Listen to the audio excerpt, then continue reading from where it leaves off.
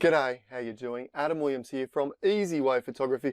We've got the first of what I hope will be many YouTube image critiques. So I've got 3 images to critique today. Now, because this is my very first time critiquing images on YouTube, I've set some guidelines because I find critiquing images super difficult. I'm a very positive person and I love to encourage. I certainly don't want to discourage anyone from taking photos. So that is something that I definitely don't want to do. I'm going to be very positive. However, I'm also very aware that I need to be very honest because just praising every single photo is doing a disservice to the artist, because if I can offer some ways to improve your photography, then by just praising the good stuff, you're missing out on potential improvement from those elements that I can help with. So I'm going to try and be very, very honest, but very encouraging at the same time.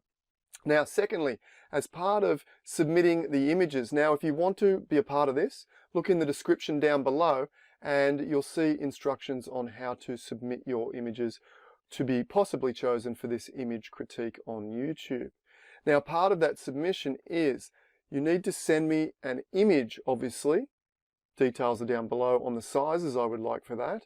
You need to send me an image for critique, and then I also want you to send me the intent, the story, the feeling, the emotion behind that image, the reason why you took that image in the first place. Because critique can be quite damaging, I suppose. Number one, if I just tell you everything's great, that's not going to help. But number two, if I critique based on my own aesthetic stylings, if you like, then all we're going to do is take your creative path and channel it towards mine, and I don't want to do that. So hence why I've asked for the story, the intent behind the image, so I can critique based on how well I think your image tells that story. Okay, so let's get into it.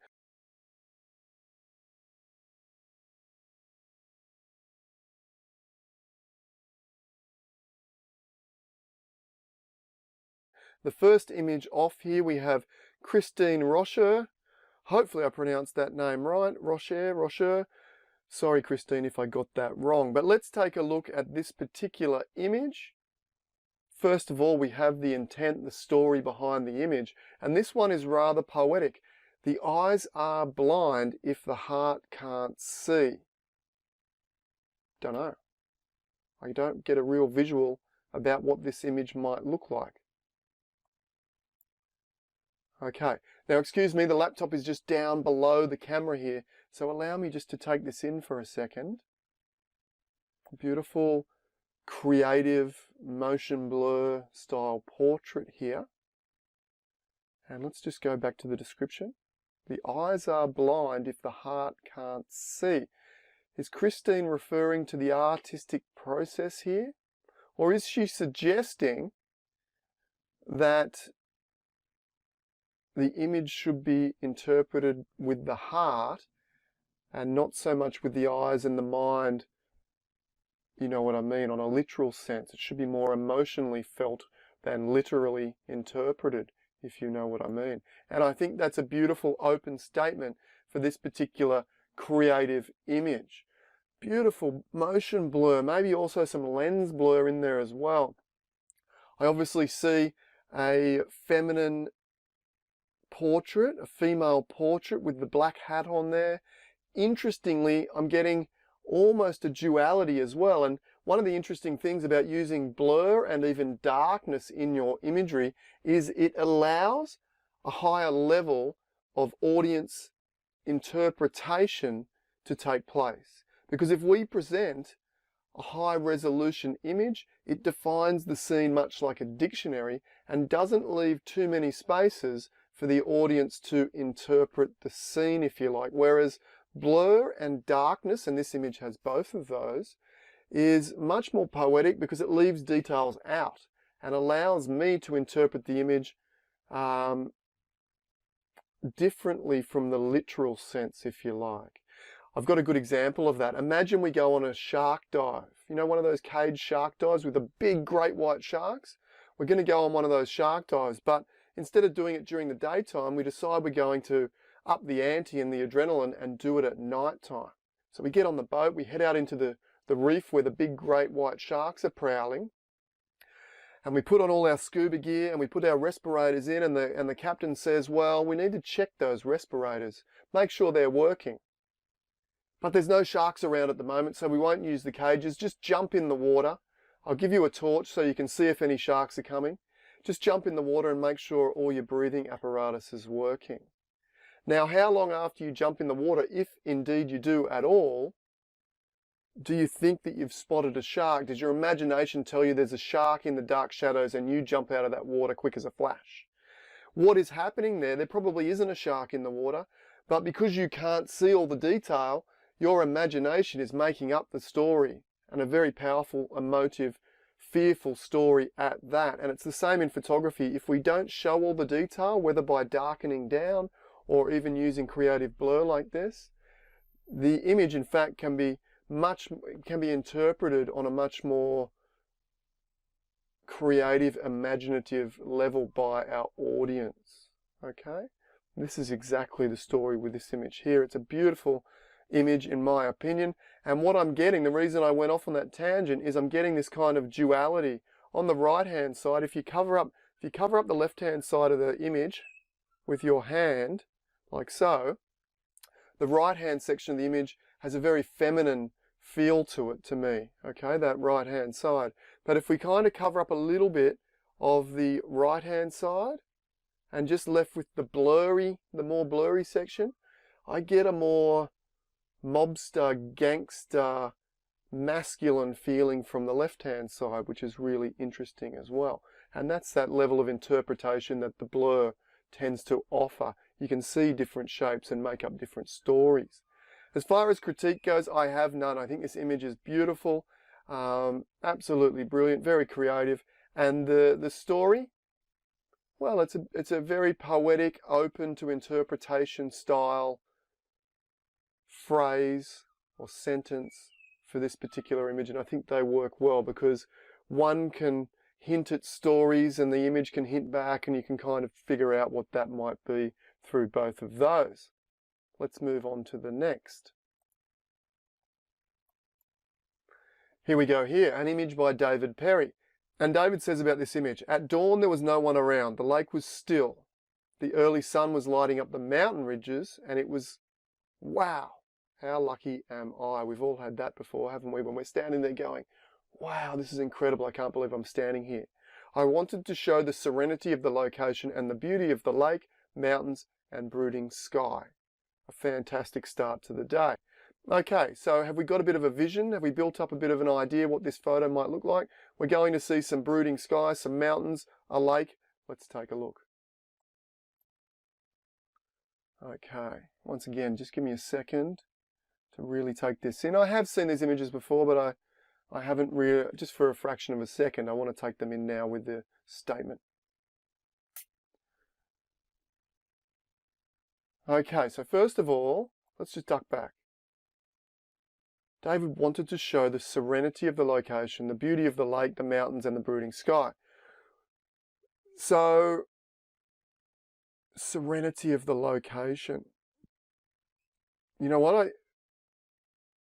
I feel like David, and I don't want to put words into his mouth, but the serenity is possibly not quite the right word for the location and the scene. However, if he had have said, I wanted to show or express the serenity I was feeling and the breathtaking nature of the lake, the mountains, and the brooding sky, okay, that might be a different explanation. And in fact, with this particular series, because we are asking for an interpretation or the story behind the image, I will be slightly critiquing that as well, because as photographers, I believe our number one goal is to be storytellers.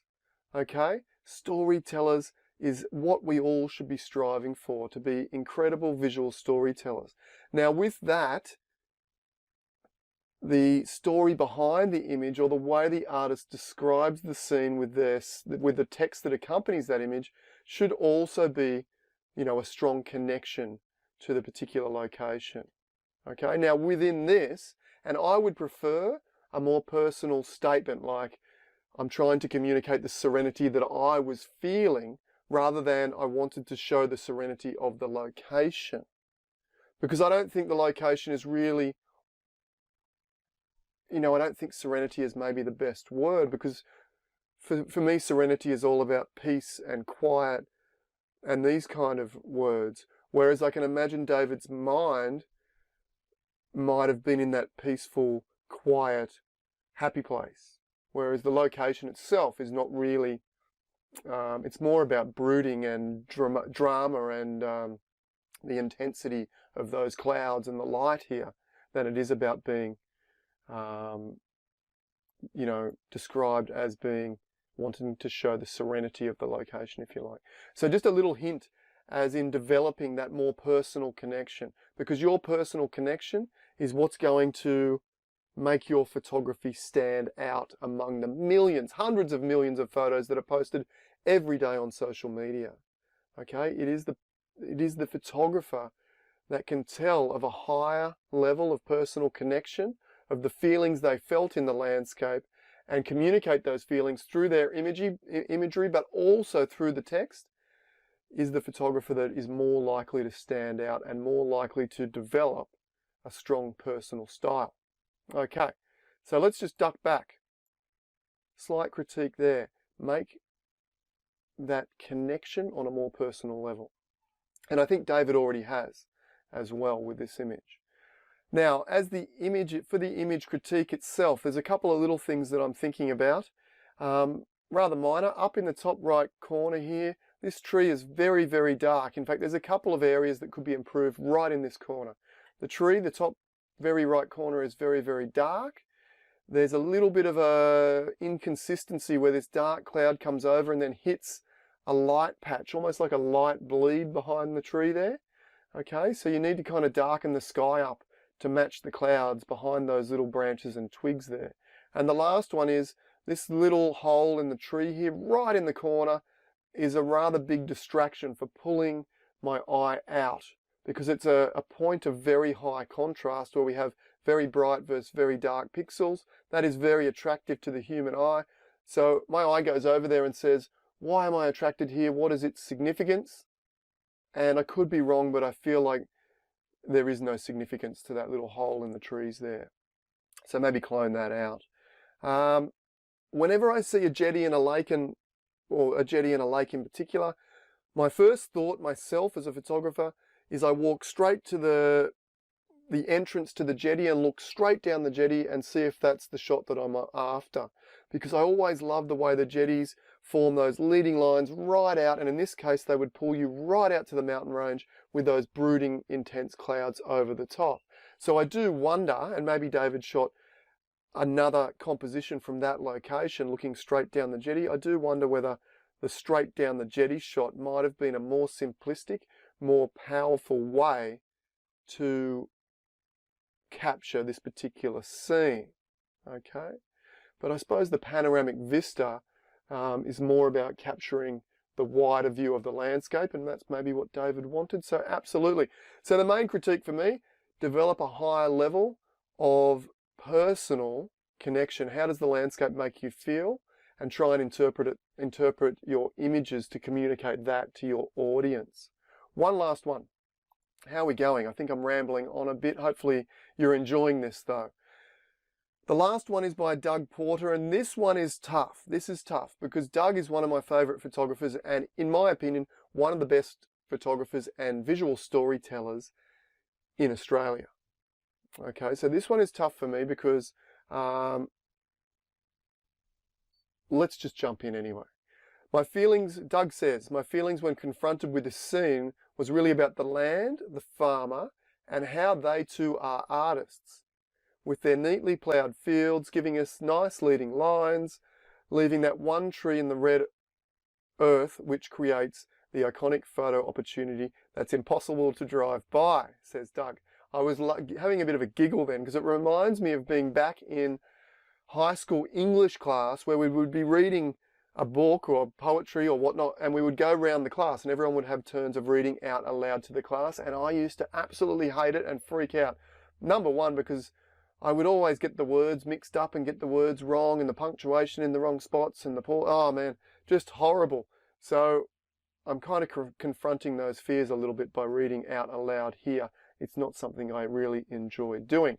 But Doug has, again, taken a very literal position with this particular image, stating that this scene was about how the farmers are artists too, with their neatly ploughed fields and leading lines, leaving that one tree in the red earth which creates the iconic photo opportunity that's impossible to drive by. So before I even look at the image, I would suggest again, like to David, that I would love to see a more personal connection. How did this scene make you feel? How does the whole area make you feel? And what's your reaction, your personal emotive reaction, to this particular landscape, if you like? I would try and connect on that higher level. Start talking about how it affects you and how you interpret it, the impression it gives you. Much like the famous impressionist artists from the past. Allow that landscape to really leave its impression on you and tell me about the impression that it left. Okay, let's take a look. Okay. Yep, one tree, leading lines, farm. Taken roughly in midday by the looks of it. It's certainly not sunrise or sunset. To be honest, my initial critique is the light's not great. However,